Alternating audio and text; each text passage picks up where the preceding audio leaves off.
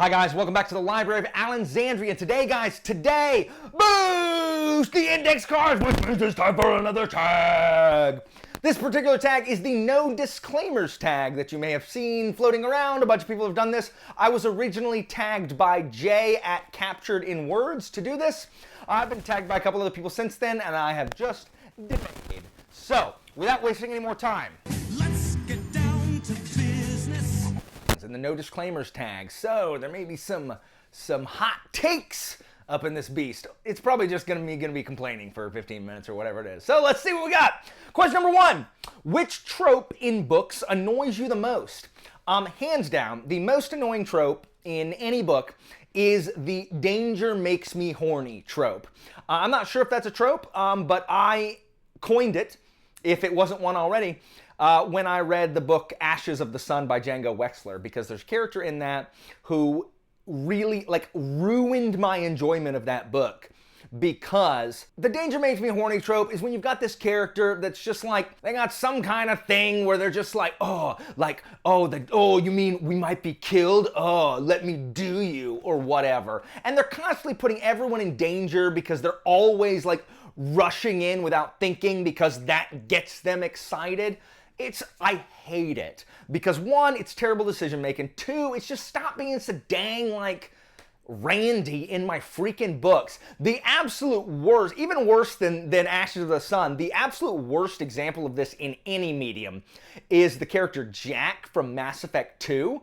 Like, literally the devs were like, oh, how awesome and just how edgy and like cool and just like dangerous can we make this character? I'll bite. What's with the tattoos?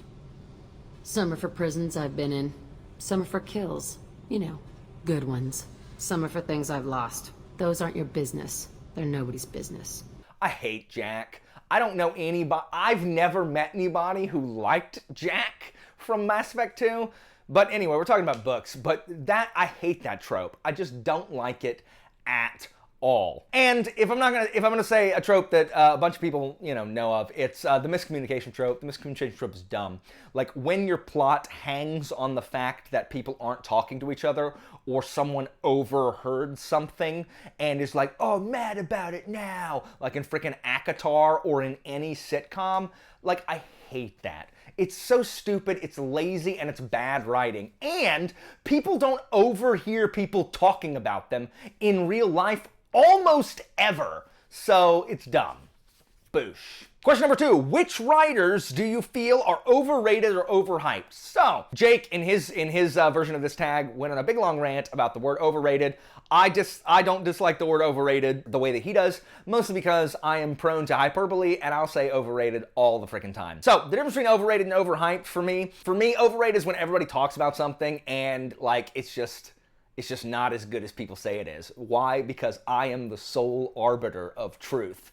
So, like, things that are overrated are parades, like the fact that anyone goes to parades. Parades are freaking overrated. Final Fantasy VII is the most overrated RPG of all time. Starbucks is overrated. These are things that are overrated. And I don't think there are a ton of books that I've read that are overrated. I think, well, yes, there is. There's one book that is overrated, and that is Toll the Hounds. The 8th book of the Malice Book of the Fallen. It is overrated. I refuse to believe that book is worshipped the way that it is. My hypothesis, because Steven Erikson says that it's his favorite, or it's the most meaningful to him, or it's the keystone, or whatever, but like, because Steven Erikson places such an emphasis on Toll the Hounds, I am firmly convinced that many people just glom onto it because I don't know how there can be that many people who love watching unlikable characters stare at their belly button and contemplate the greenness of grass. I just don't understand it. There are some people who probably genuinely do love it, but I think it's so overrated. So overrated. Now, as far as overhyped, I think probably anything Brandon Sanderson writes is overhyped. And overhyped is something that just everyone says is so good. Like, the majority of people that you hear say that it's so good. Like, Marvel movies are overhyped. I think Marvel movies are really good, but they're overhyped. Brandon Sanderson books, while Mistborn and Well of Ascension, are freaking amazing books, and I don't think they're overrated. I think they are really good. I do think they're overhyped. Joe Abercrombie and The First Law is becoming overhyped, at least for me. Like, there's almost no way any of these things can live up to the hype that they're given. Anyway, so that's kind of my answer. I don't think there's anything wrong with either of these things, but thus spaketh Alan Thustra. Boosh. Number 3, what are the least favorite books you've read since joining BookTube? I haven't read a bunch of bad books since joining BookTube, but hands down, the worst book I've read since joining BookTube is Return of the Crimson Guard, which is the second book in the novels of the Malazan Empire, written by Ian Esselmont. It's not part of the main 10. It's Erickson's gaming partner and friend. He has written, Esselmont has written other books in the Malazan world, and Return of the Crimson Guard, I hated it. I hated it. I hated it with the fiery intensity of 1,000 Suns. My expectations were poor, and a boring siege, terrible dialogue. Again, guys, there's an assassin who's trying to kill someone, gets knocked off the edge, comes back and says, "Where was I? Ah, yes, killing you." That's so bad. I hate it so much. Anyway, the last 200 pages are good, but there's 600 pages prior to that I did not like at all. Jamaica Inn was one of the lowest rated books I gave because it was just boring. They're on the moors and there's fog and a mystery about these smugglers, and it's not interesting at all. The last 50 pages are so good. I wish they had been put in something else, but I didn't particularly care for Jamaica Inn. And then A Long Way to a Small Angry Planet, which was also overhyped. It was so overhyped, and it was boring, and I didn't like it at all. And there's some I don't know, mechanic named Fezziwig or Kizzywig, something, I don't know. She's just annoying. These characters that are supposed to be oh, look at how and it's just no. Like the anime kid, or the party member in every Final Fantasy game that's always oh, I sure hate pest control. The quipster. I don't like quipsters. So yeah, there you go. But otherwise, I've really read pretty much really good books. Boosh. What is a terrible ending you feel ruined an otherwise quality book? I really wish we were talking about video games, because I talk about Mass Effect 3, just a complete ruination of a fantastic science fiction saga. Anyone who's played Mass Effect 3, if you're one of the ones well, I think they did a pretty good job with the ending, hush. No, they didn't. Stop. But as for books, I haven't really read a bunch of good books that have had bad endings. Reaper's Gale, Book 7 of the Malazan Book of the Fallen, I did not enjoy the way it ended. I wanted it to end differently than it did. I thought it was leading to something differently than what it actually led to. It didn't ruin the book. I still like Reaper's Gale. I just don't like it as much as I could if the ending was different. Oh, more... Well, okay, so there's a couple. One, in Trader's Blade, there's a part near the end in Trader's Blade that no one really, I love the Greatcoats. I don't really understand this chapter in Trader's Blade. It doesn't ruin the book for me, but it ruins the book for a lot of people. And then, probably the worst offender is Morningstar, which is such a wild ride. Third book of the Red Rising series. It's so good. And then something happens at the ending where Pierce Brown inserts himself as an author and cheats. He literally, breaks the rules of being, he sets up conventions, he sets up rules and then completely ignores them. And you don't know that he's ignoring them because you're not allowed to do that. Man, the ending of that book, it didn't ruin it, but it's just if you watch the live show, we all complained about it, had a problem with it. Pierce Brown, you can't do that. He's whatever, I don't care. Boosh. Number 5, which fictional characters do you wish were not killed off? I don't understand why this is a question.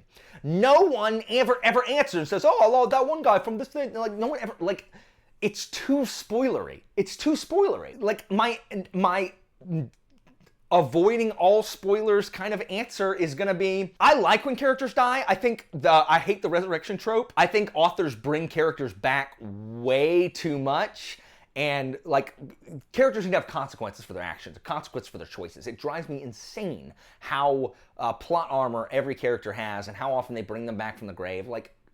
Ugh. Especially if you've established a world where that isn't super common. Ugh. But a character I wish had not been killed off is the main death in A Game of Thrones, that first book of Song of Ice and Fire. There are many deaths in that book, but the main one, because like I didn't want that character to die, and it would have saved me having to wait all these years for book 6 and 7 because everything would have been over. Like, if that death had not happened in Game of Thrones, there wouldn't have been a game. There would have just been a throne, and we just wrapped it up. Like, we just could have just wrapped that crap up because that character could have just fixed it all and, like, had it, just been done. Like, there's no question. No need to have wars. Let's just let's go ahead and let's clock out for lunch and come back and then play Yahtzee instead. Boosh. Number 6. What are some of your bookish pet peeves? I don't like the word bookish. There, I said it. I'm going to say the answer that everyone has said, and that's fake stickers on freaking covers. Like, I don't care that it was a Netflix adaptation. I don't care. I don't care that it was a movie. I have My Cousin Rachel by Daphne du Maurier, and I've got freaking, like, not only a sticker saying, oh, it's a new movie with Rachel Weisz, and I've also got freaking Rachel Weisz on it. I don't need actors on my covers, and I don't need stickers that I can't remove. You want to put a sticker on it, that's fine, but let me peel it off. My thing about stickers that I hate are those stickers that are on it, and you peel it off and it leaves the sticky residue. Like, why would you put stickers like that on a cover? Do you think everyone wants that crappy sticker on your cover? I hate that. I don't like it when covers change partway through a series. But that's fine as long as you re-release the old books in the new covers. Fireborn has done this. The old cover of Fireborn, they did not re-release Fireborn in the hardcover with the new cover. So if you've got it in hardcover, you've got the old cover and the new cover for Flamefall. And if you want the new cover, you have to get Fireborn in paperback. But probably the worst offender, even worse than all of this except for the sticker thing. The sticker thing is the worst. Why would publishers make books different sizes? I don't understand that. Why would they make books different sizes? Why would they make them to where book 2 is this big and then book 3 is this big? That doesn't make any sense. What is the purpose behind that decision? But while I was talking, the single biggest offense, the offense that should be illegal, where you should be allowed to throw off the side of a very tall building anybody who makes this choice, the single biggest bookish pet peeve that I have is books that are this flippin' size. Look at the difference. This is a mass market paperback. Note the normal spine. Reads normal. This is this freaking new mass market paperback that is skinnier and taller than this one. It doesn't fit with any other books that anybody has. No one likes these. They're hard to open. You always shatter the spine. Nobody likes these. Nobody. Jim Butcher and whoever his publisher is in the US, all of his freaking books do this. I know they've just started reissuing the Dresden books in like a different cover, thank goodness. But all the US Dresden books are like this stupid skinny freaking thing that nobody likes. All of his Codex Alera is like that. The Aeronaut's Windlass is like that. You try to read modern day, like, go buy a mystery novel. All the thrillers I have are like that. All of my old Jonathan Keller books, I buy those used now in the old MMPB style because all of the new ones and the re-releases are this stupid abomination Frankensteinian war crime. I hate these things. I hate them. Who decided? Why is that the new standard? It's garbage. Get rid of it. If I had a time machine, that is the one thing I would change. I would jump in the time machine, go back in time to make sure that never existed. I would throw the person whose idea that was into a pit. That is how much I hate that. Guys, I dislike it so very strongly. I don't even know where my cards are anymore. I got so worked up. Boosh. Number 7, what are some books you feel should get more recognition? Long Price Quartet. I've said this so much. Long Price Quartet deserves so much more recognition for the story it tells. It is just so, so good. You've heard me talk about Long Price Quartet really ad nauseum. It's just so good, like such perfect storytelling from beginning to end. Once you reach that third book and everything kind of clicks into place, it is just incredible. Guns of the Dawn, I wish had more recognition. I don't know why more people aren't talking about it. It's so good. I don't know why more people aren't talking about Tchaikovsky just in general. The only books I've really heard people talking about Tchaikovsky is Children of Time with the spiders.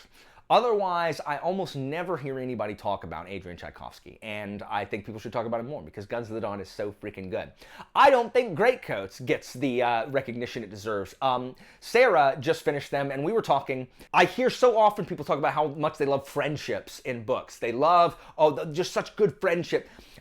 There is not a better friendship than Brasti, Kest, and Falkio in those 4 books. It is such a well-written, believable, from page 1, you believe that these people are friends, have been friends, are going to be friends. We're not just told what good friends they are. These are friends, and they don't always get along. They do not. They fight all the time, like friends do. So, so good. So I don't think De Castell gets enough recognition for those incredible friendships that he writes. And then, the fact that the books of Babel aren't being talked about all over BookTube is just unconscionable. I don't know why. Josiah Bancroft has written his prose is incredible. The way he writes is incredible. He writes some of the best characters in any fantasy novel, especially the best female characters. They're just so good, and I don't know why, like, everyone isn't talking about them all the time. So there you go. There's 4 series or books or whatever right off the bat. Boosh. And finally, what are your thoughts on censorship and banning books? So, I believe that all terrible books should be banned, and the single arbiter of what books are terrible and what books are good should be me. And any book that I think is crap should be banned so that no one ever reads them and I don't ever have to listen to anybody freaking talking about them. Now, in a lucid moment, I will say that I don't understand why you need to censor or ban books. I'm from Panama City, Florida, Bay County, Florida, which is, we were in the news back in the 90s. We're one of the banningest districts in the country for, like, banning books. At least we were back in the 90s or whatever. Guys, hey, if you don't want to read it, just don't read it. Like, you don't have to read it. Like, if it talks about or says something that you don't like, don't read it. That's what I do. There are plenty of books I don't read because I don't want to read them. Just don't read them. I don't understand the purpose. Like, first of all, as soon as you ban a book, all of a sudden you've told everybody, like, oh, what's in there? I gotta go read it. It's like my Latin teacher when we were in high school. My Latin teacher told me and my, Latin posse that she told, and this was before the internet, so you couldn't just look it up, that the Ars Amatoria by Ovid was this, like, seedy, almost kind of like pornographic, like Latin poem by Ovid. She's like, oh no, we can't read that in class. No, we can't even talk about that. And, like, we were determined, because we're teenage boys, we wanted to get a hand on the Ars Amatoria so we could, like, read, like, pornography in Latin because, we're children. When we finally got our hands on a translated copy of the Ars Amatoria, it's the tamest thing I've ever read. It's nothing. Like, who cares? It's like, I mean, I guess it might have been scandalous for the time, like, the early ADs, but it was so stupid. But, like, we never would have thought 2 things about it if Hazard hadn't have told us, ooh, how scandalous it was. So, such is life. So, guys, that is all the questions for this tag. I'm going to tag, who has not done this one? If I tag you and you've already done it, just ignore me and, you've already done it. I'm going to tag Jimmy from the Fantasy Network. I am going to tag Klaus, because I think Klaus's answers would be really funny. If Klaus hasn't done this. This seems like something Klaus would have already done. Klaus, if you've already done it, just ignore me. I'm also going to tag Kate from the Literary Apothecary, and I'm going to tag Sarah from Sarah Reads. So, if you guys haven't done this tag, consider yourself tagged. Guys, that is it for me. As always, information about my Patreon and Discord is down in the description, and I'll see you next time, guys.